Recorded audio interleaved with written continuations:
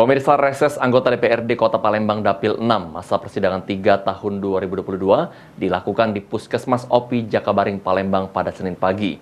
Dalam kegiatan reses ini, Kepala Puskesmas dan Pustu serta Posyandu masih mengeluhkan peralatan yang kurang memadai dan bangunan yang banyak rusak.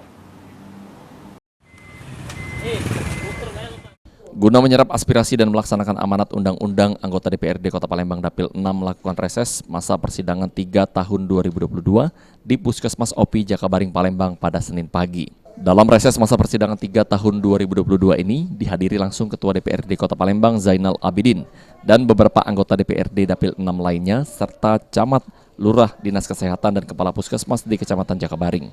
Kegiatan ini berjalan hikmat dan nyaman. Kepala puskesmas dan pustu serta posyandu masih mengeluhkan peralatan yang kurang memadai dan bangunan yang banyak rusak. Menanggapi keluhan petugas medis tersebut, Ketua DPRD Kota Palembang Zainal Abidin langsung menyikapi dan segera melakukan perbaikan serta penambahan peralatan melalui Dinas Kesehatan Kota Palembang, mengingat kondisi pustu di Kecamatan Jakabaring sudah sangat membutuhkan. Disampaikan masyarakat, ya saat inilah disampaikan kepada kami bahwa itu terkait dengan infrastruktur, sosial, ekonomi, dan ini menjadi tugas kami dan tanggung jawab kami untuk menyampaikannya kepada pemerintah Kota Palembang. Mudah-mudahan bisa secepatnya terrealisasi usulan-usulan tersebut.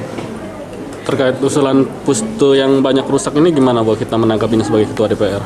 Kalau pustu untuk yang Tuan Kentang sudah kami sampaikan langsung kepada Kadinkes Kota Palembang bahwa itu untuk ditindaklanjuti, dan kami minta juga Bu Sekdin untuk mencatatnya disampaikan kepada Kadisnya untuk direalisasikan di tahun 2023.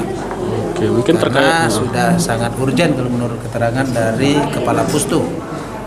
Segera itu ya. Untuk segera. Mobil ambulan sendiri yang ditanggapi itu? Ya, ambulan itu sudah dianggarkan di tahun 2023, tapi pelaksanaannya ya menunggu teknis dari kuasa pengguna anggaran tersebut. Ya, dalam hal ini.